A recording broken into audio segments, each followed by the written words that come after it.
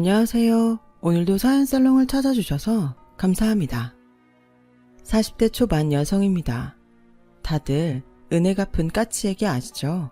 뱀한테 잡아먹힐 뻔한 자신을 구해준 나그네에게 은혜를 갚은 까치에게요. 하물며 짐승도 은혜를 갚는 마당에 제 시댁 식구들은 은혜를 원수로 갚으려 들지 뭐예요. 그간 결혼 생활 중에 크고 작은 일들을 통해 어떤 인간들인지 대충 알고 있었지만 이렇게까지 인간 말종인 줄은 정말 몰랐네요. 이런 인간들을 가족이랍시고 지금껏 끼고 살았다니 자다가도 피가 거꾸로 솟을 지경이에요. 그래서 제 얼굴에 침뱉기인 줄 알면서 이렇게 사연을 보내게 되었어요. 저는 일찍 부모님을 여의고 남동생과 단 둘이 살아와서 그런가 가족에 대한 목마름이 있었어요. 핑계라고 하실지는 모르겠지만 그래서 남편과 시댁 식구들을 쉽게 믿어버린 경향이 덜어 있었죠. 그래서 뒤늦게 후회하게 됐지만요. 저희 엄마는 제 남동생을 낳고 몇 년 뒤 세상을 떠나셨어요. 당시엔 뚜렷한 병명이 없었는데 엄마 증상을 떠올려 보면 임신 중독이 아니었을까 생각해요. 아빠는 유치원에 다니던 저와 3살 어린 제 동생을 친할머니한테 맡기고 일을 하셨어요. 출근길에 저희를 할머니한테 맡기고 저녁에 퇴근길에 저희 남매를 데리고 집으로 가곤 했어요. 당시 친할머니는 큰아빠 내외와 함께 살고 계셨는데 그래서 상황이 안 좋게 흘러갔어요. 큰엄마는 시어머니를 모시고 사는 것도 힘든데 졸지에 시동생 자식까지 떠맡게 되자 이렇게는 못 살겠다고 큰아빠한테 이혼을 하자고 했거든요. 그래서 보다 못한 할머니께서 저희 집에 들어와 사시면서 사건은 일단락 되었지만 그 일로 인해 아빠와 큰엄마는 사이가 어색해지고 말았어요. 솔직히 큰엄마 잘못은 아니었죠. 세상에 어떤 여자가 시어머니 외 시동생 자식들까지 떠맡고 싶겠어요. 그래서 아빠도 큰엄마한테 늘 미안한 마음을 가지고 있었어요. 큰엄마는 큰엄마대로 우리 집 형편을 뻔히 아는데도 내쫓은 것 같아 미안한 마음이 남아 있으셨던 것 같아요. 그러면서도 상황 때문에 자신만 못된 사람이 된 것 같아 억울하셨을 거고요. 그 사이에서 이러지도 저러지도 못했던 큰아빠도 마음이 불편하긴 마찬가지였나 봐요. 약주를 드신 날엔 꼭 저희 집에 찾아오시거나 전화를 걸어 미안하다는 말을 하셨거든요. 그럴 필요 없는데 말이죠. 그러다 제가 초등학교 2학년 무렵 큰 식구들이 중국으로 이민을 가게 되었어요. 큰아빠 직장이 중국 시장에 진출하면서 언제 다시 돌아온다는 기약도 없이 떠나게 된 거였죠.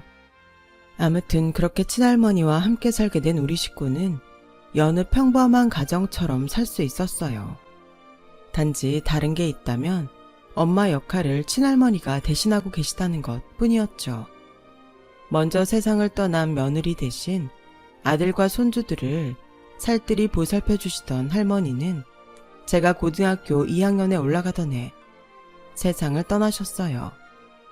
한 달이 넘도록 감기가 떨어지지 않아 병원에 다니셨는데 연세가 많으신 탓에 폐렴으로 이어져 고생하시다가 결국 그렇게 되었죠.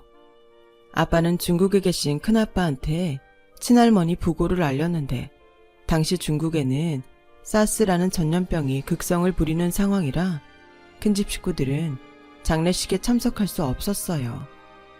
그래서 할머니 빈소는 아빠와 저희 남매가 지킬 수밖에 없었죠. 늦은 밤 조문객들도 모두 돌아가고 썰렁한 장례식장에 덩그러니 남은 우리 식구는 할머니의 빈자리를 새삼 느낄 수 있었어요. 영정사진 속 환하게 웃고 계신 할머니 모습을 보니 당장이라도 어여들 와서 밥 먹어 이러시며 저희를 부르실 것만 같았어요. 우리 남매가 어릴 때부터 엄마 대신 돌봐주셨던 터라 그리움은 이루 말할 수 없었죠. 특히 남동생한테는 할머니와의 이별이 남달랐던 모양이에요. 평소 공부도 않고 날라리들과 어울려 다니던 남동생이 할머니가 돌아가신 이후로 완전히 달라졌거든요. 그동안 함께 몰려다니며 사고를 치던 친구들과 연락을 끊고 하루아침에 모범생으로 탈바꿈한 동생은 반에서 밑바닥 수준이었던 성적을 끌어올려 고등학교에 가고부터는 상위권에 들 정도가 되었어요. 꾸준히 성적이 오르더니 고3 때는 명문대를 노릴 정도로 전교 3등 안에 드는 기대주가 되었죠. 언젠가 동생한테 그렇게 공부를 열심히 하게 된 이유를 물었더니 동생이 그러더라고요. 할머니가 병원에 계실 때 밤에 몰래 찾아간 적이 있었어. 그때 할머니가 호흡도 제대로 못할 정도로 괴로워하시면서도 내 걱정부터 하시더라고. 우리 똥강아지 밥은 먹었냐고. 생사를 넘나드는 상황에 자신보다도 손주 밥 한 끼가 중요하신 분을 그동안 철없는 내가 괴롭혀왔다는 생각에 죄송해서 미칠 것 같았어. 그래서 그날 할머니한테 약속했어. 앞으로는 싸움질도 안 하고 공부도 열심히 하겠다고 말이야.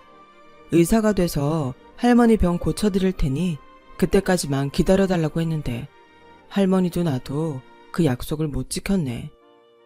비록 할머니는 돌아가셨지만 망나니 손주가 마음을 다잡고 이후 명문대에 들어가게 됐으니 할머니는 끝까지 손주를 제대로 키우신 거나 진배 없죠. 할머니가 돌아가신 이후에는 제가 집안일을 도맡아 했어요.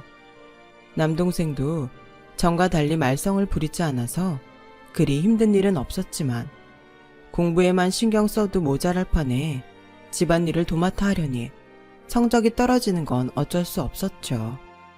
결국 저는 원하던 대학에 가지 못하고 전문대에 들어가게 되었어요.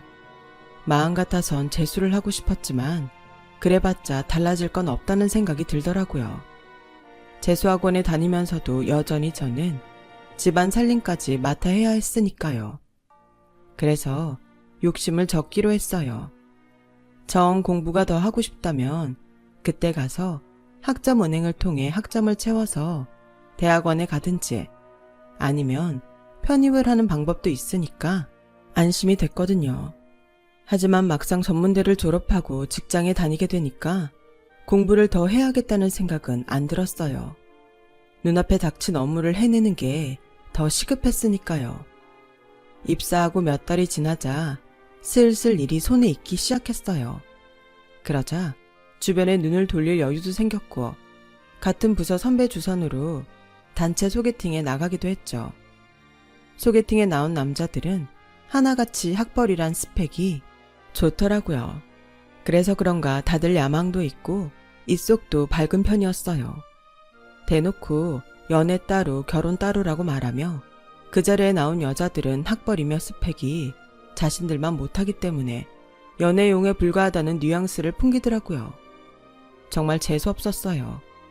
그런데 업무 때문에 퇴근이 늦었다며 뒤늦게 합류한 남자가 있었는데 그 사람은 소개팅에 나온 남자들과는 결이 다르더라고요.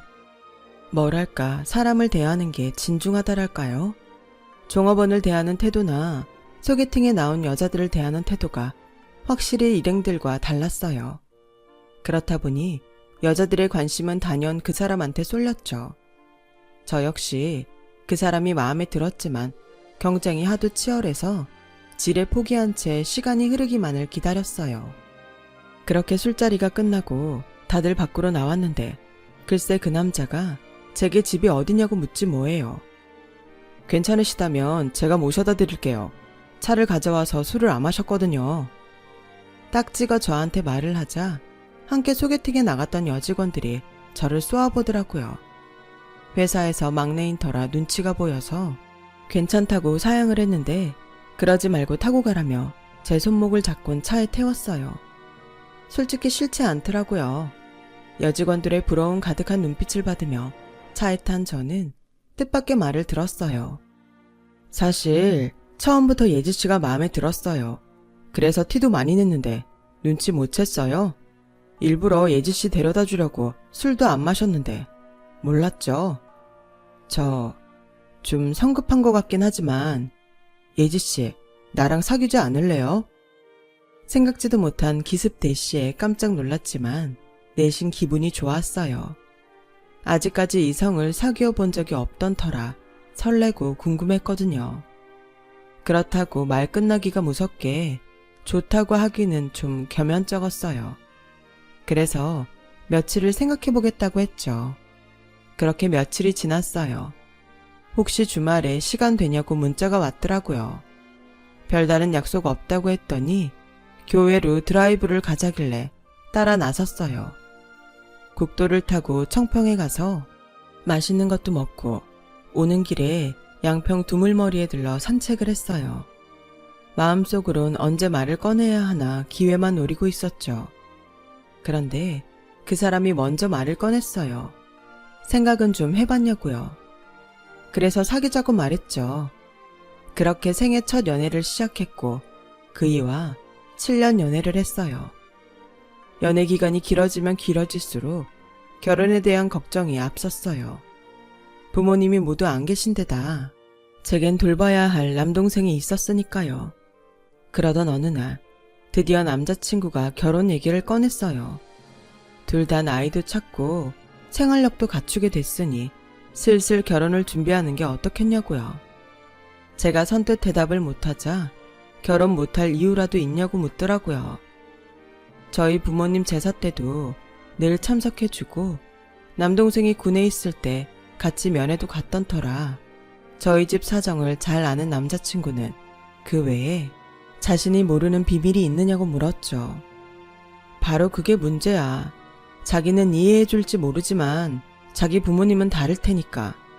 부모님 없는 것도 못마땅하실 텐데 남동생까지 데리고 시집을 갈 수는 없는 거잖아. 난 또 뭐라고. 그런 거라면 걱정할 거 없어. 우리 부모님도 자기 처지 다 알고 계시니까. 그리고 우리 부모님은 그런 걸로 트집 잡을 분들 아니야. 자기도 만나보면 알 거야.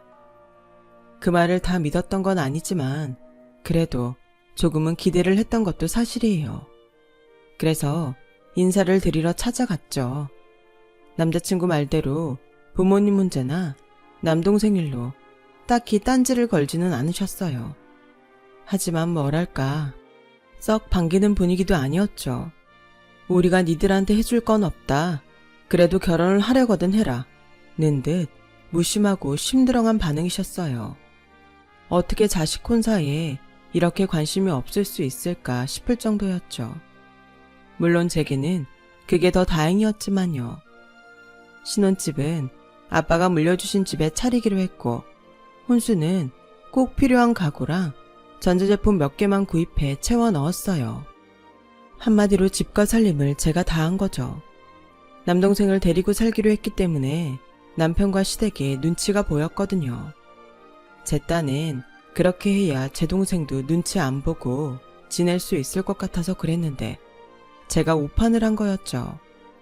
남동생은 갓 결혼한 누나한테 얹혀 사는 게 미안했는지 평일엔 회사 일로 바쁘다고 늦게 들어오고 주말에는 약속이 있다며 거의 매주 주말 휴일을 밖에서 보냈어요. 나중에 알게 된 거지만 매형 눈치가 보여서 일부러 밖에서 시간을 보냈던 거였더라고요. 남동생이 그렇게까지 배려를 해주는데도 시댁 식구들은 저희 집에 올 때마다 남동생은 장가갈 생각도 안 하냐고 은근히 압박을 했어요. 명절엔 특히 괜한 트집까지 잡았어요. 네 동생은 장가 안 간다니? 나이가 어린 것도 아니고 철이 없는 것도 아닌데 언제까지 매형 집에 얹혀 살겠다니? 사람이 양심이 있어야지. 오늘만 해도 그렇다. 네 동생만 아니면 한 며칠 여기서 푹 쉬었다 가면 좀 좋아? 명절에 네 동생 혼자 두게 했다고 흉볼까봐 겁나서 내가 니들 보고 더 있다 가란 말도 못하겠다. 누가 상전인지 모르겠어 정말. 말끝마다 내 동생이 당신 아들 집에 얹혀 산다 그러시는데 정말 어이가 없었어요. 누가 누구 집에 얹혀 사는지 당신들이 더 잘 알면서 왜 말을 그렇게 하나 몰라요? 시어머니는 그렇다 치고 시누이까지 마치 자기가 있어야 할 자리에 제 동생이 염치 없게 자리 차지하고 있는 것처럼 말했어요. 세연이 동생은 언제까지 오빠 집에서 살 거래요? 나 요즘 출퇴근하느라 힘들어 죽겠어요. 오빠 집에서 살면 우리 회사랑도 가깝고 좋은데 세연이 동생 때문에 내가 뭔 고생이래요? 마치 자기 집에 제 동생이 민폐를 끼치며 사는 것처럼 말하더라고요. 그래서 한마디 하려다가 괜히 불나만 일으킬 것 같아서 참았는데 그때 참지 말고 지를 걸 그랬어요. 그랬다면 지금까지 벙어리 냉가슴을 앓지 않아도 됐고 이후에 황당하고 어이없는 일도 안 당했을 테니까요. 남동생은 저희 부부랑 함께 사는 동안 생활비도 꼬박꼬박 내고 시댁에 일이 생겨서 목돈이 필요할 때는 목돈도 선뜻 빌려주곤 했어요. 그렇게 3년 가까이 남동생은 우리와 함께 살다가 회사 근처에 오피스텔을 얻어 독립을 했어요. 남동생이 집을 나가자 기다렸다는 듯 시누이가 저희 집으로 들어왔어요. 그동안 내 동생을 데리고 살았기에 저는 실은 내색조차 할 수 없었죠. 그런데 이놈의 시누이가 어찌나 염치가 없는지 지가 신은 스타킹 한 번 빠는 적이 없는 거예요. 제 동생은 저 힘들까봐 청소기도 돌려주고 종종 빨래도 해주곤 했는데 시누이는 그와는 정반대였어요. 거기다 반찬 투정은 어찌나 해대는지 지 입에 맞는 반찬이 없으면 보란듯이 배달음식을 시켜 먹곤 했어요. 그리고는 매번 시어머니한테 전화해 제가 밥도 제대로 안 준다고 없는 말까지 지어서 해댔죠. 그럴 때마다 시어머니는 제가 당신 자식들을 굶기기라도 하는 줄 아는지 득달같이 반찬을 싸들고 찾아왔죠. 그렇다 보니 평일이고 주말이고 제가 쉴 틈이 없는 거예요. 그러다 급기야 저희 집에서 시댁 제사까지 지내자고 하는 거 있죠. 아들, 딸의 며느리까지 이 집에 사는데 여기서 지내는 게 편하지 않겠니? 니들 오가며 길에서 버리는 시간도 아끼고 말이야. 하지만 어머님, 저희 집에서는 친정 부모님이랑 할머니 제사를 지내고 있는걸요. 한 집에서 양가 제사를 지낼 수는 없는 거잖아요. 그랬더니 버럭 화를 내시는 거예요. 얘, 정말 웃기는 애네? 네 부모 제사를 왜 내 아들 집에서 지내니? 넌 이제 우리 집 사람이야. 시집 왔으면 시집 제사를 지내야지. 왜 친정 제사를 네가 지내? 지낼 거면 네 남동생이 지내야지. 그럼 지금까지 내 아들을 니네 집 제사 지내는데 부려먹은 거냐? 세상에 기가 막혀서 내가 이럴까봐 처음부터 니들 결혼 탐탁치 않았어. 그래도 부모 없다고 안 받아주면 너무 매정한 것 같아서 불쌍해서 참고 받아줬더니 네가 은혜를 원수로 갚아? 너 이럴 거면 당장 이혼해. 더는 너처럼 배응망덕한 며느리 못 봐주겠으니까 나가라고. 어머님, 제가 이런 말까지는 안 하려고 했는데요. 더는 안 되겠네요. 여기 저희 집이에요. 저희 부모님이 주신 집이라고요. 부모님 집에서 내 부모 제사 지내는데 그게 잘못된 건가요? 제 남동생 보고 지내라고요. 네, 그래서 제 남동생이랑 이 집에서 제사 지내왔는데 어머님이 제 동생 내보내라고 하신 거잖아요. 그래놓고 이제 여기서 내 부모 제사도 지내지 말라고요? 그럼 제 부모님 제사는 도대체 어디서 지내란 말씀이세요? 정말 너무하시네요. 그동안 참았던 서름이 터져서 눈물이 그치지 않았어요. 그랬더니 오히려 시누이가 코웃음을 치며 그러지 뭐예요. 언니, 지금 뭐 하는 짓이에요? 지금 언니 집이니까 언니 마음대로 하겠다고 선전포고하는 거예요? 남녀가 결혼을 했으면 결혼 전에 있던 재산은 공동소유가 되는 건 당연한데 이제 와서 생색이라도 내겠다는 거예요? 그리고 애초에 언니 부모님이 일찍 돌아가시지만 않았으면 이렇게 큰 소리 날 일은 없는 거잖아요.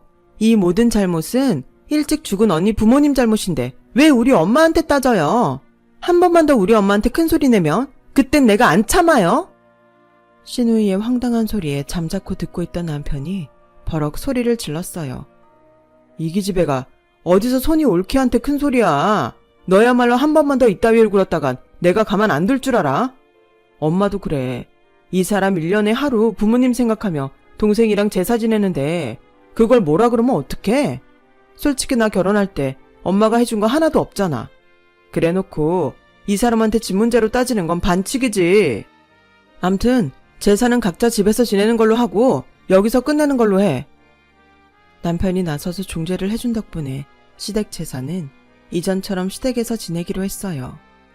생각 같아선 시누이한테 이참에 니네 집으로 가라고 하고 싶었지만 차마 그 말까지는 할 수 없겠더라고요. 남편이 기껏 저를 위해 나서줬는데 제가 그런 말까지 하면 우리 부부 사이도 벌어질 것 같았거든요. 신우이는 저희 집에서 2해를 더 살다가 결혼을 하는 바람에 집에서 나가게 됐어요. 신우이가 나가자 그제야 저는 봄을 맞은 나비처럼 자유로워졌죠. 마음이 편해서 그런가 그동안 아무리 노력해도 안 생기던 아이를 갖게 됐고 이듬해 딸을 낳았어요. 남동생은 조카가 생겼다며 값비싼 아기 침대를 선물로 해주었죠. 반면 신우이는 기저귀 한 장 안 해주면서 여우같이 제 동생이 사준 아기 침대를 노리더라고요. 이거 진짜 비싼 건데. 언니, 아기 침대는 절대 남 주지 말고 나한테 물려줘야 돼요. 기스 안 나게 조심히 쓰다가 그대로 달라고요. 알았죠? 비싼 건 알아가지고 임신도 안 한 게 침대 가져갈 생각부터 하더군요. 그 꼴이 하도 얄미워서 일부러 대답도 않고 못 들은 척 했어요. 그랬더니 지 오빠한테까지 아기 침대는 나중에 자기 달라고 부탁을 하더군요. 하지만 신우이 소원은 이루어지지 않았어요. 신우이가 문제인지 신우이 남편이 문제인지 아가가 생기지 않았거든요. 병원을 다니면서 할 수 있는 건 다 해봤지만 몸과 마음만 지칠 뿐 아무런 성과가 없었어요. 아무리 미운 신우이라지만 같은 여자로서 측은지심이 생기더군요. 내가 직접 애를 낳아보니 애타게 아기를 바라는 마음을 더더욱 뼈저리게 느낄 수 있었던 것 같아요. 툭하면 저희 집에 찾아와 감나라 배나라 사사건건 참견을 하던 신우이는 그때부터 저희 집의 발길을 뚝 끊었어요. 제 딸을 보면 더더욱 아기를 갖고 싶은 마음이 커져서 그랬나 봐요. 한편 제 남동생은 대학 동기와 오랜 연애를 해오다 결혼 얘기까지 오가게 되었어요. 전부터 저희 집에 자주 드나들던 친구라 우리 집 사정도 잘 알고 무엇보다 제 동생을 저보다 더 아껴주는 걸 알기에 저는 2 사람의 결혼을 쌍수 들고 환영이었죠. 하지만 제가 그랬던 것처럼 남동생도 집안 사정 때문에 장인 장모님의 결혼 허락이 쉽지 않을 것 같아서 한편으론 걱정이 됐어요. 비록 우리 남매가 고하긴 하지만 아빠와 할머니 사랑을 충분히 받고 자랐고 어디 가서도 남의 눈총받을 짓을 한 적 없는데도 결혼을 앞두곤 우리 잘못도 아닌 일로 죄인 취급을 받아야 하는 게 서글프더라고요.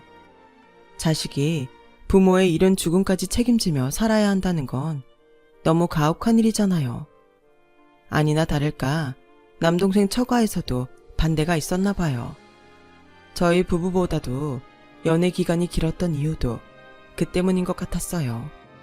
다행히 남동생이 대기업에 들어가 승진도 동기들보다 빨랐던 덕에 그나마 결혼 승낙은 받을 수 있었지만 상견례 자리에서 본 사돈 내외의 표정은 그리 탐탁치 않아 하는 모습이 역력했거든요. 남동생이 결혼식이 있던 전날 집으로 찾아왔더라고요. 누나, 엄마랑 아빠가 살아계셨다면 우리가 이런 일로 차별을 받지는 않았겠지? 나 솔직히 좀 억울해. 진짜 열심히 살았는데 부모가 없다는 이유로 죄인 취급을 받는 것도 그렇고 이유 없이 고개 숙여야 하는 것도 그렇고 말이야. 이런 마음으로 결혼해도 행복하게 살 수 있을까? 저는 동생의 물음에 선뜻 그렇다는 대답을 할 수 없었어요. 제가 결혼해서 살아보니 결혼한 이후에도 달라지는 건 없었으니까요. 여전히 저는 시댁의 죄인이고 내 잘못이 아니어도 억울하게 당하고 살고 있으니까요. 그러니까 결혼만 하면 끝나는 게 아니라 결혼을 기점으로 시작되는 거란 걸 차마 말할 수 없었죠. 다음날 남동생은 언제 그런 고민을 했나 싶을 정도로 쌩쌩한 얼굴로 식장에 들어섰어요. 부모님 대신 남편과 함께 혼주석을 지키던 저는 그런 동생을 보니 눈시울이 뜨거워졌어요. 좋은 날인데 웃어야 되는데 좀처럼 웃음이 나오지 않았죠. 그래도 올케가 내 동생을 아껴주니 그나마 다행이란 생각을 했어요. 그렇게 눈물의 결혼식이 끝나고 동생 내외는 허니문카에 올랐어요. 서울 모처 호텔에서 하룻밤을 보내고 다음날 아침 공항으로 가기로 했죠. 그렇게 남동생 내외한테 인사를 하고 돌아섰어요. 집에 오는 길에 딸아이가 키즈카페에 가자고 하도 조르는 바람에 남편은 저만 집 앞에 내려주고 딸아이와 함께 키즈카페로 향했어요. 그렇게 저 혼자 집에 돌아와 막 소파에 누우려는 그때 초인종이 울리지 뭐예요. 지친 몸을 일으켜 인터폰 화면을 보니 시어머니랑 시누이가 찾아왔더라고요. 제 동생 결혼식에도 안 왔으면서 먼 바람이 불어 집까지 찾아왔나 했죠. 그랬더니 글쎄, 네? 동생 축의금을 내놓으라고요? 아니, 왜요? 얘 또 정색하는 것 좀 봐라. 얘, 너 까마귀 고기를 처먹었니? 니들 결혼하고 신혼 때부터 내 아들이 니 동생 데리고 살아준 거 기억 안 나? 짐승도 은혜는 갚을 줄 안다는데? 그동안 먹이고 재워준 은혜는 갚아야 하는 게 인지상정 아니니? 잔말 말고 축의금에서 절반은 내놔라. 내가 네 동생이 이 집에 사는 동안 내 아들 보고 싶어도 마음대로 드나들지도 못했어. 너도 그렇다. 내 아들이 벌어온 돈으로 네 동생 먹이고 재웠으면 내가 이런 말 안 해도 네가 먼저 어머님 그동안 제 동생 돌봐주신 은혜도 있고 하니 이 돈은 어머님이 받으세요. 이래야 정상 아니니? 이걸 꼭 내 입으로 말할 때까지 입 꾹 다물고 쌩 까느냐고. 암튼 긴 말 안 하겠다. 난 괘씸해서라도 그 돈 꼭 받아야 되겠으니까 네 동생한테 전화해라. 네가 안 하면 내가 하리? 황당한 그 말에 말문이 막히더군요. 그런데 하필 그때 제 동생한테 전화가 왔지 뭐예요. 신혼여행 다녀올 때까지 축의금을 맡아달라며 올케랑 여기로 오는 중이니 어디 가지 말고 있으라고요. 어차피 가서 쓸 돈은 미리 환전을 해뒀고 비상시에 쓸 카드도 있으니 괜히 짐만 된다나요? 그래서 이따 내가 직접 호텔로 갈 테니 오지 말라고 말하려는데 옆에서 통화 내용을 듣고 있던 시누이가 제 휴대폰을 뺏었어요. 그리곤 전화를 끊어버렸죠. 잘 됐네. 돈 가지고 온다니까 당사자한테 돈 받으면 되겠네.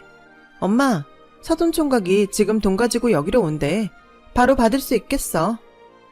염치 없는 모녀가 아주 돈독이 올라선 눈에 불을 켜고 제 동생을 기다리는데 아무리 등 떠밀고 가라고 해도 꿈쩍도 않지 뭐예요.